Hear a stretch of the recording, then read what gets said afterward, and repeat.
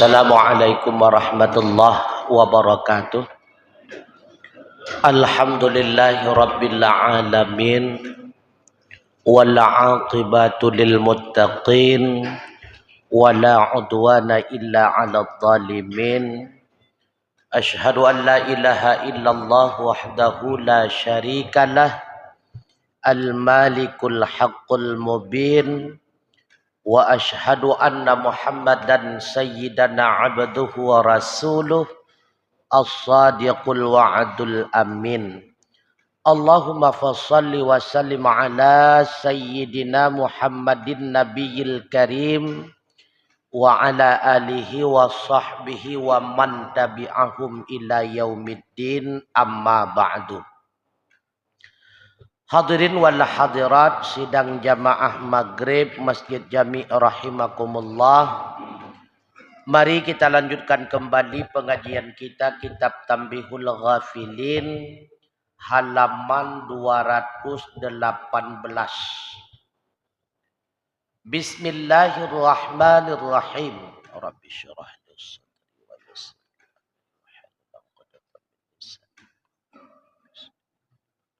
wa amalan shalihan wa rizqan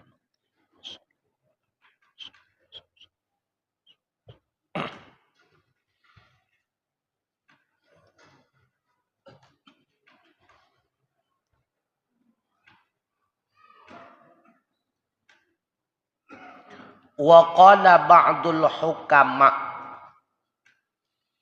nadartu wa tafakkartu min ayyi babin ya'ti syaitanu ilal insan fa idzan huwa ya'ti min asyarati abwabin.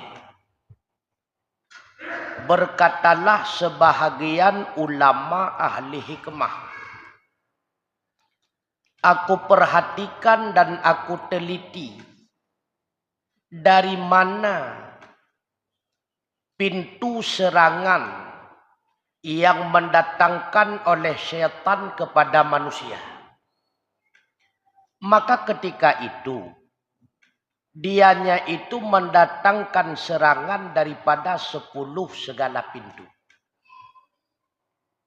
Artinya setelah para ulama mengkaji dan meneliti bagaimana syaitan melakukan serangan dan dari pihak apa syaitan itu mampu melakukan serangan itu terhadap manusia. Rupanya ada 10 pintu yang dijadikan oleh syaitan sebagai jalan untuk memperdaya manusia agar manusia itu sesat. Maka pertama, supaya kita mampu mengalahkan syaitan harus mengenal. Yang kedua, ketika kita telah mengetahui pintu-pintu jalan masuknya godaan syaitan, kita harus menutup pintu tersebut. Bagaimana cara menutupnya? Ketika ditutup harus ada penguat. Benaboh play. Putra penguatnya. Maka terlebih dahulu kita harus mengenal pintu yang menjadi jalan serangan setan kepada kita manusia. Apa saja? Awaluha, yang pertama, ya'ti min qibalil harsi wa su'id dhanni. Datang serangan setan daripada pihak rakus dan buruk dhan. Jadi yang pertama, syaitan itu akan melakukan serangan melalui rakusnya manusia. Apabila manusia itu tamak, loba, maka itu merupakan peluang terbesar, pintu yang terbuka bagi syaitan dalam menjerumuskan dirinya itu dalam kebinasaan. Kemudian cara menutup pintu rakus bagaimana? Faqabil tahu bisiqah wal qanaah. Caranya, maka engkau tangkis akannya rayuan syaitan tersebut dengan siqah dan qanaah. Apa itu siqah? sangat yakin dengan janji Allah. Supaya kita tidak rakus. Penyebab orang rakus karena khawatir terhadap kehidupan hari esok. Kehidupan hari selanjutnya, makanya rakus. Dia kumpulkan banyak bekal karena takut. Khawatir tidak tahu apa yang akan dimakan di hari esok, lusa dan sebagainya. Padahal manusia itu belum tentu akan hidup di hari besok. Allah telah menetapkan. Maka cara untuk semua hak kita telah ada dalam janji Allah. Yakin kita kepada janji Allah Ta'ala. Yang kedua, qanaah. Apa itu qanaah? Menerima setiap pemberian daripada Allah. Karena bagian yang diberikan Allah kepada kita itulah yang terbaik. Sering kita ulang-ulang ayat Allah. Wa asa an takrahu syai'a wa huwa khairul lakum. Wa asa an tuhibbu syai'a wa huwa syarrul lakum. Wallahu ya'lamu wa antum la ta'lamun. Sesuatu yang kita benci kadang-kadang itulah yang terbaik untuk kita. Sesuatu yang kita senangi bisa saja itulah yang terburuk untuk kita. Maka apa yang dibagikan Allah kepada kita itulah yang terbaik. Karena Allah lebih paham, lebih mengerti apa yang terbaik buat kita. Sedangkan kita sendiri tidak pernah tahu apa yang terbaik untuk diri kita sendiri. Makanya qanaah. Menerima setiap bagian yang diberikan oleh Allah. Ketika kita memiliki siqah dan qanaah, maka mampu kita menutup sifat loba, sifat rakus. Mahan hana mampu dong. Ada penguat agar tutupan itu benar-benar terkunci. Ada firman Allah. Allah berfirman, wa ma min dabbatin fil ardi illa 'alallahi rizquha. Tidak ada satupun makhluk yang melata-lata di bumi melainkan Allah telah menetapkan rezekinya. Sehingga gadah loba katanya. Hak katanya han metuka ke gop, hak gop han meminah ke katanya. Maka hana pertaya rampas tu kuat ragop, han meminah. Han meminah. Maka untuk menetapkan hati kita agar kita senantiasa siqah dan qanaah, ingat Allah telah menentukan haknya masing-masing dalam kehidupan dunia. Hana perlu rakus tu. Menyehak getanya urannya 10 ribu tengku dak loba tetatat han metamah ke 11 ribu. Menyehak getanya singah tengku 25 ribu dak rakus tetatat han metamah tetap 25 ribu. Maka yakinlah yang menjadi hak kita sering kita ulang-ulang. Itulah yang telah kita pergunakan. Lewat makan, lewat pakaian, lewat sedekah, hibah dan sebagainya. Sebelum kita pergunakan, semua yang kita kumpulkan itu belum tentu milik kita. Itu belum tentu hak kita. Bisa saja Allah simpan dalam kekuasaan kita, sedangkan itu semua adalah hak orang. Bantai tepu sebulan kemudian kaicu berarti hak pencuri kena terang-terang yang gekebah bagetanya oleh Allah. Hak-hak si pulin pencuri tersebut. Cuma gebi rezeki oleh Allah ke pencuri tersebut melalui jalan haram. Itu bukan hak kita. Sebelum milik yang ada dalam kekuasaan kita, kita pergunakan, berarti belum hak kita. Oh, wateta ingat laganya, yang rakus tu tak hak kepala dengung. Yang kedua, pintu terbuka untuk syaitan dalam menghancurkan manusia adalah min qibalil hayah wa tulil amal. Pihak hidup dan panjang angan-angan. Jadi terasa dirinya seakan-akan hidup 100 tahun lagi. Hidup 1000 tahun lagi. Sehingga panjang angan-angan. Ada program jangka pendek. Ada program jangka panjang. Bopo ada program. Mesti ngabungah galenteu deh. Ya program kanal gitu. Tahun 2000, akhir 2024 akan kita bangun rumah. Awal 2025 kita ganti mobil. Mau 2024 nya dalam tentiasi udip teman tu. Jadi setan ketika manusia itu merasa dirinya itu hidup berkekalan, dan karena peluang untuk setan menghancurkan manusia. Apalagi kapan yang ngangan ipu tamong laule kita nyole setan. Yang kesingah putra nak kesemiki. Kelutha puolom, kelutharaya puolom. Nyo anak kelhei kah dua boh inang, rumah galam kapegat. Hana se dua boh kambang. Iwa melintai. Nah laju-laju. Program. Kadang awai mateji ngadayo. Jadi karena terlalu kita memikirkan bahwa kita akan berkekalan hidup, itu merupakan jalan terbaik, jalan mulus bagi setan dalam menghancurkan manusia. Maka cara menutupinya bagaimana pintu tersebut? Cara menutupinya, faqabiltahu bi khaufi mufaja'atil maut. Maka cara menangkis akan rayuan setan, godaan setan tersebut, itulah dengan ketakutan tiba-tiba datang kematian.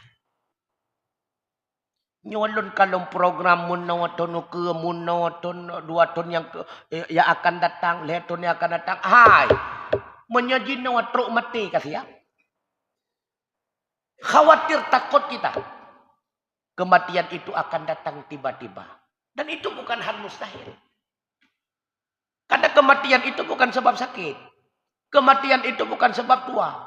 Tapi kematian itu dengan sebab ajal telah datang temponya. Pajan, anak itu jangan nunggu. Itu aja program deh lagi je. Bahkan na yang dagang kita nyoto miliaran labang. Kalau tanda tangan lomci, lihat tanda tangan, tengah ikirim peng golem teruk ke mati, dikeput lah. Nyola kejadian nunggu. Kita berat menghayal. Sadarkah kita bisa saja kematian itu datang tiba-tiba? Ini sering dilupakan. Makanya program macam lagi katanya. Tapi program akhirat lupa kita. Kenapa kita kebanyakan lupa kepada program akhirat? Karena tidak nampak balasannya. Nyo tak?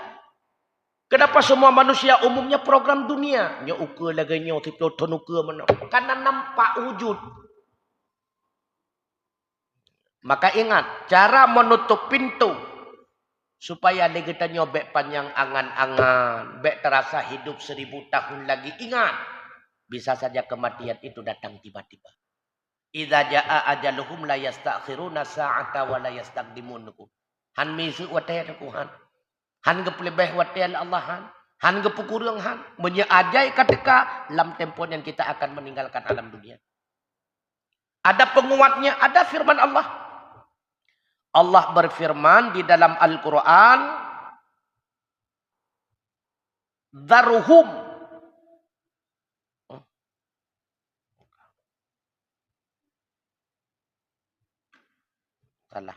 Yang kedua, Allah berfirman di dalam Al-Quran. Nah, yang 4 firman Allah.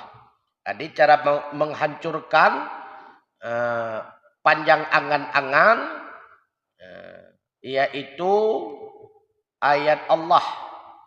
Wa ma tadri nafsum bi ayyi ardin tamut. Ya,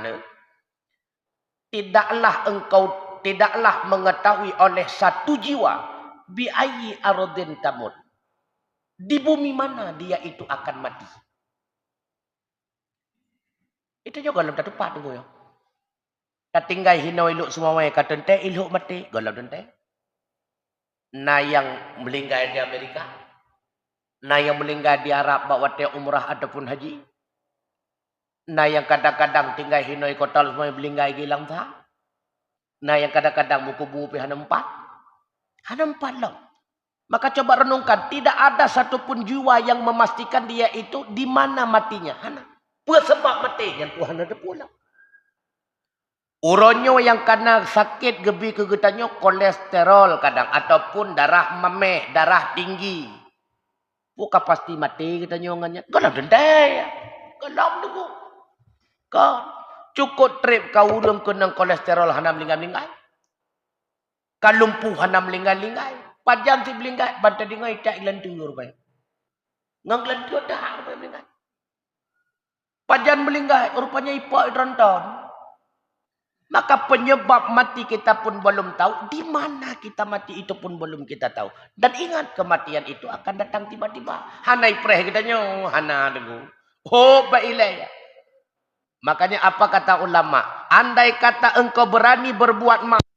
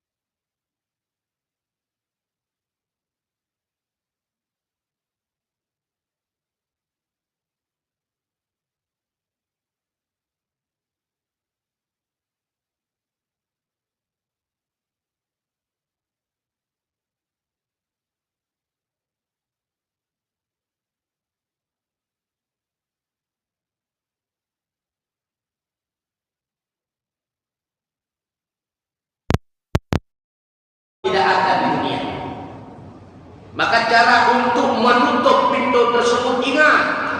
Apa yang kita ingat, bisa saja seketika dalam tiba-tiba nikmat itu dicabut oleh Allah.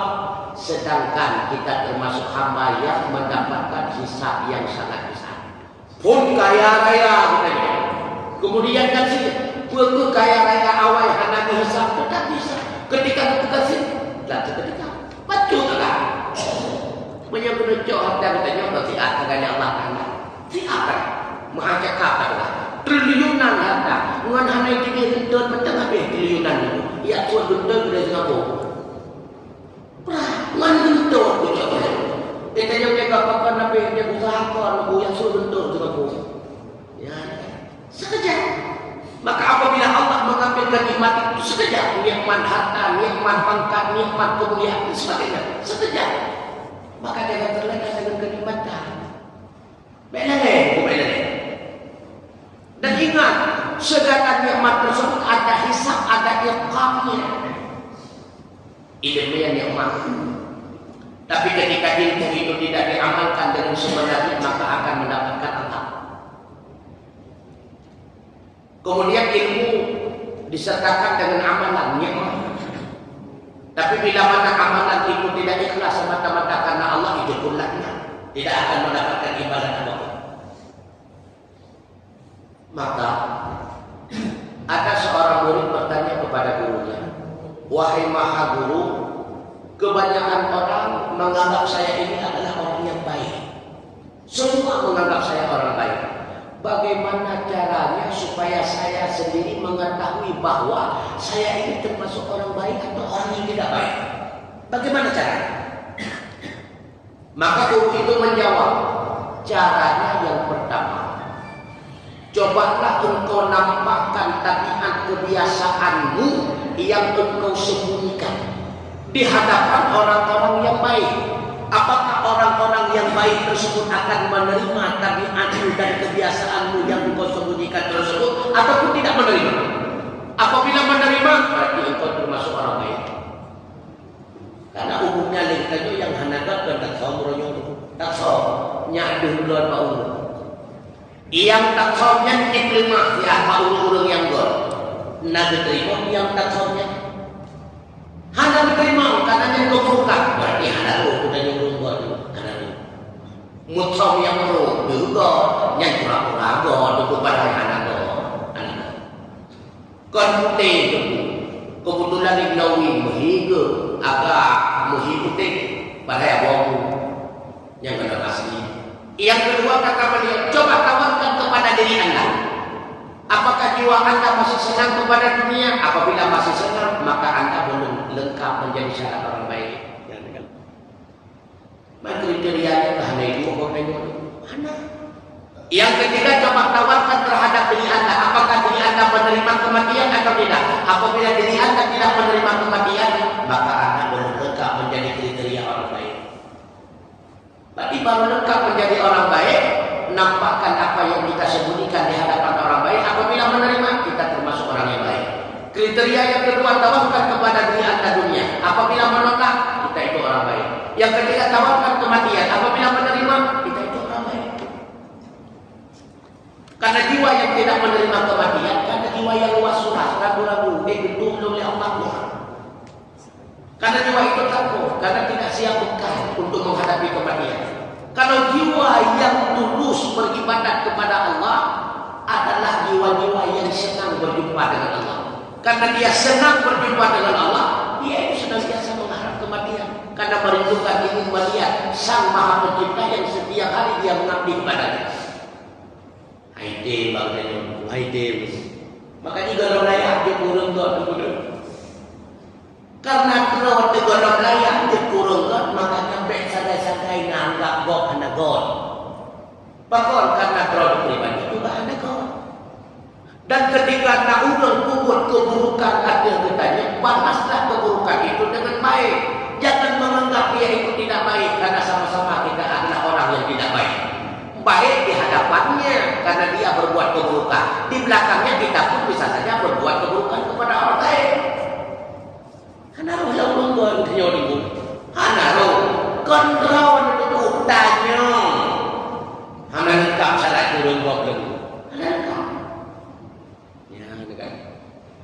cukup ya di mati mati cukup ya di mati. Nah yang ada bukan dia musik. Kadang-kadang ketemu yang mati dunia.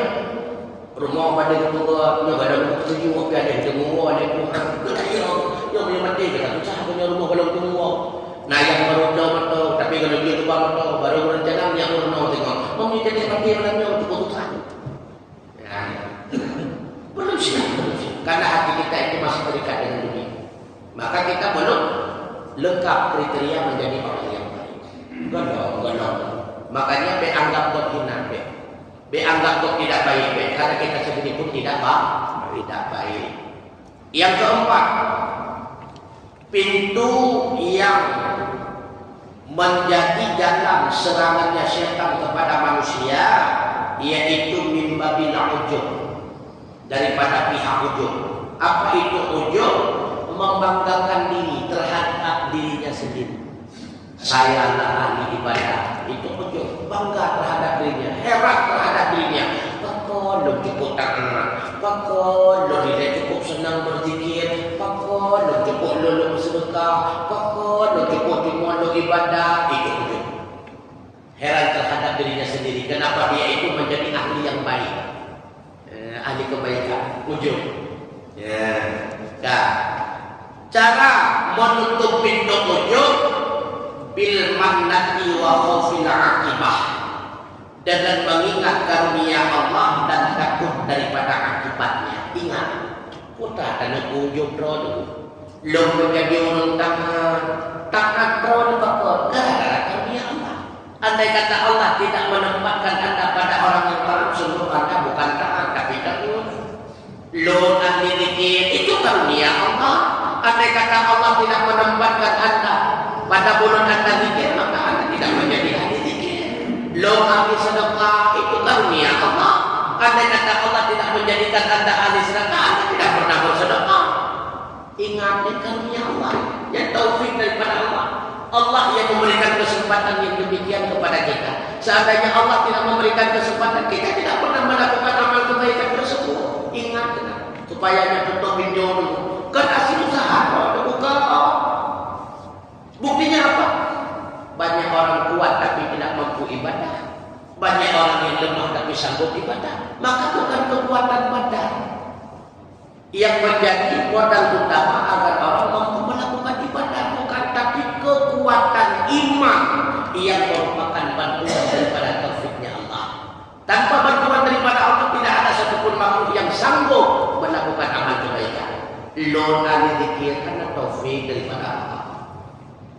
Jadi gak ada bohong tadi, gak ada ujung tadi, gak ada tukabung, anak tak ada dulu. Ingat mentablah kukuruh tu kenomi anak kukuruh binatang. Jadi boleh ingat. Maka penguatnya adalah firman Allah Ta'ala. Allah berfirman di dalam Al-Quran, فَمِنْهُمْ شَقِيٌّ وَسَعِيدٌ. Sebagian daripada mereka itu ada yang celaka di akhirat dan ada yang bahagia.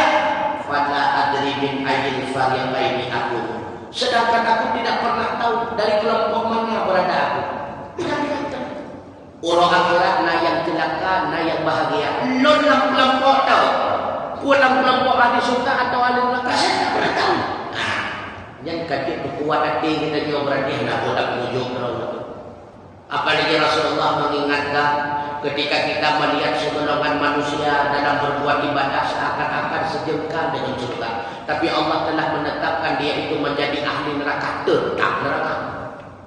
Dan ketika kita melihat segolongan lagi manusia seakan-akan sejengkal dengan neraka, tapi Allah telah menetapkan ahli surga, tetap surga. Kita juga ada berdiri. Dia tanya orang surga apa neraka, hanya kita tunggu. Allah yang kedua, makanya hendak pun umum terus. Hendak pun takut ulang yang tak anggap hina orang yang kita nyo karena bak mata kita nyo dia ahli maksiat, mungkin dia itu ahli surga, bahkan orang pertama masuk surga. Yang hari ini kita menganggap dia itu ahli surga karena terlaksana taat beribadah berbuat kebaikan, mungkin orang pertama masuk neraka. Nah, siapa saya? Saya tidak kenal diri saya sendiri. Karena saya belum paham dan belum tahu apakah saya ahli sa'adah atau syakawat. Yang bohong itu Quran. Karena kita ngomong Yang kelima, jalan atau pintu terbuka bagi syaitan dalam menghancurkan manusia adalah mimbabil istighfafi bil ikhwan wa qillati khirmatihi. Pintu mengecilkan dengan segala saudara dan menghina kehormatan mereka. Dan pintu selanjutnya yang menjadi jalan syaitan menghancurkan manusia, ubun go bang.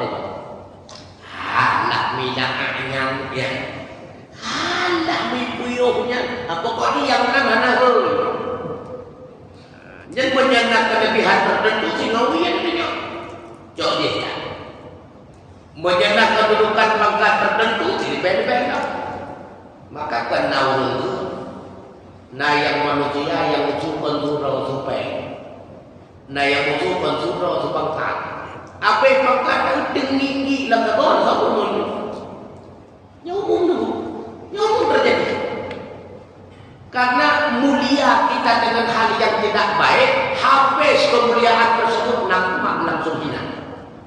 Orang ini mulia, bukan mulia gonya.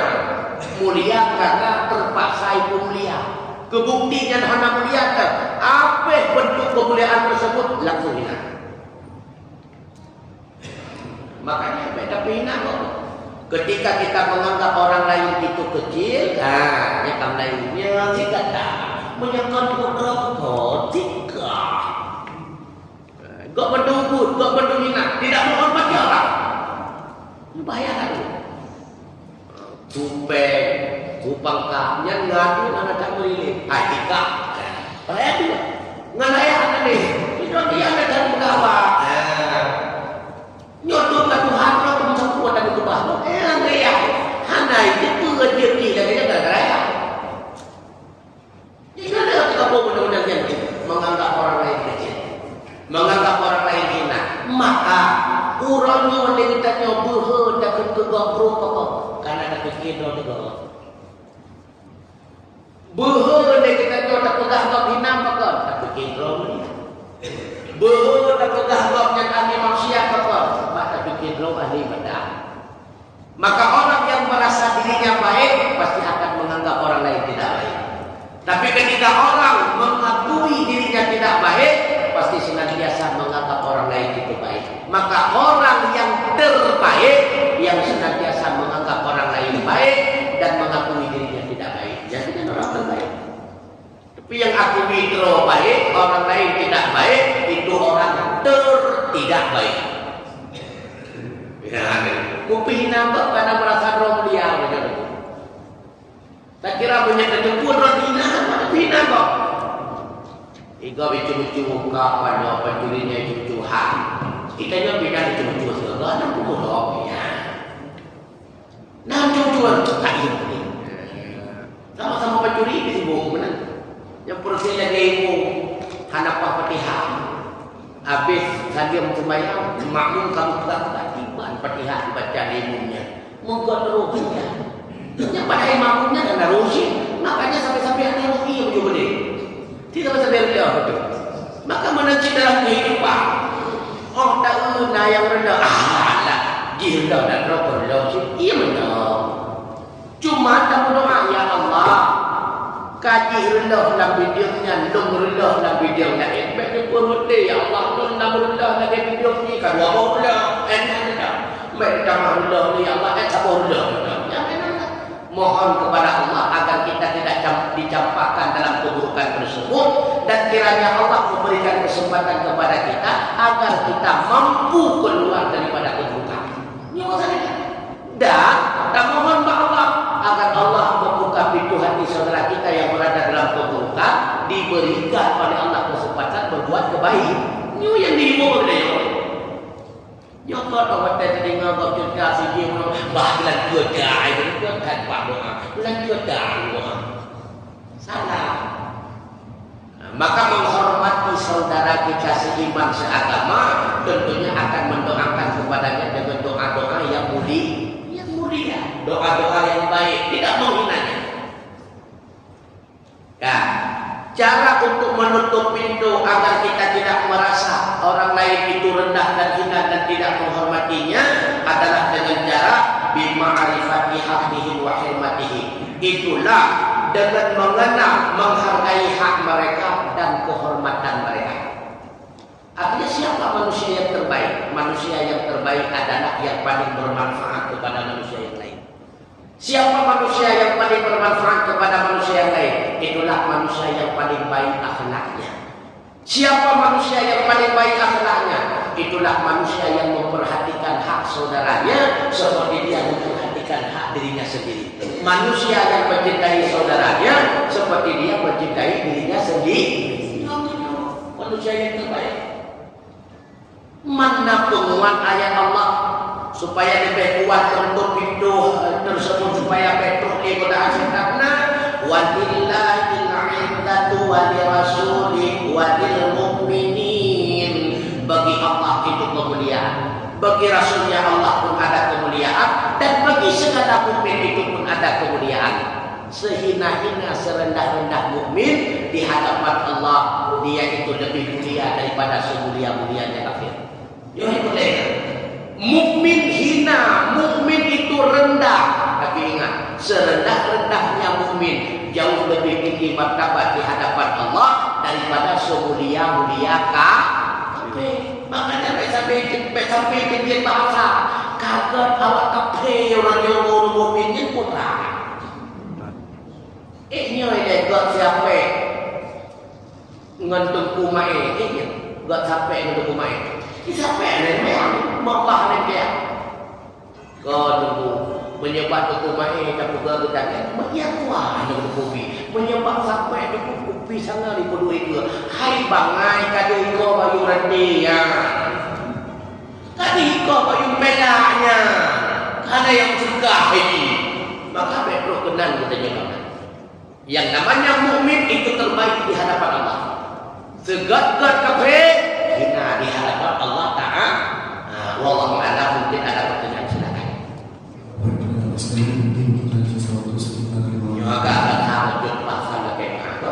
Memang tak buruk segogoh salah. Mungkin ada pertanyaan, silakan. Tadi yang biasa bukan ada berat ya.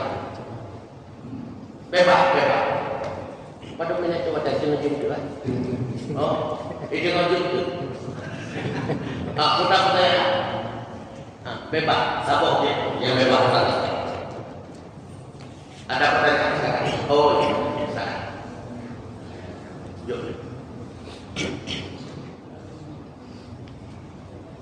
Bismillahirrahmanirrahim. Assalamualaikum warahmatullahi wabarakatuh. Waalaikumsalam. Ustaz, yang ingin kita tanyakan tentang baca kunut, Ustaz. Baca kunut. Jadi kita baca kunut putus kunut. Macam mana itu, Ustaz? Enggak kita habiskan kunut.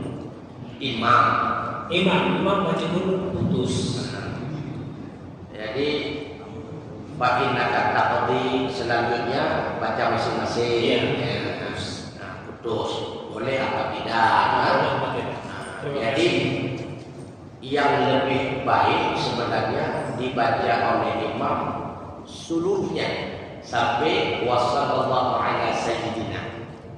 Itu yang lebih bagus. Tapi yang berat Ustaz apa tidak bagus? Bagus. Bukan lebih bagus.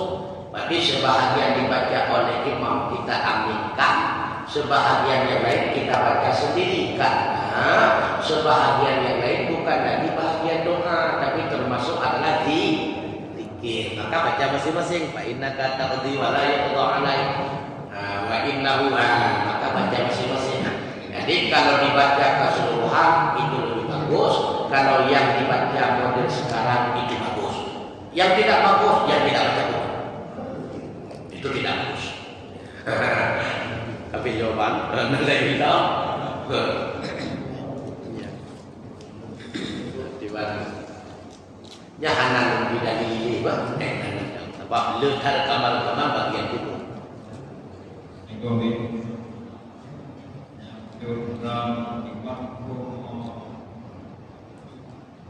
Al-Sasar, orang yang kemudian Nabi berdunia dan bagaimana menanggapinya kepada orang-orang lain seperti Sina atau Majelis. Jadi makna sesat guru yang menuntunnya oleh Allah hanya jangan kepadanya untuk dapat disesatkan oleh siapapun. Bukan dalam segala bidang, bisa saja dalam satu afrad bidang. Bisa saja yang lain bisa disesatkan karena tidak diberikan penghalang oleh Allah. Lambidium sabornya tidak bisa disesatkan karena memang Allah memberikan penghalang, tidak ada yang mampu. Bidang lain bisa saja.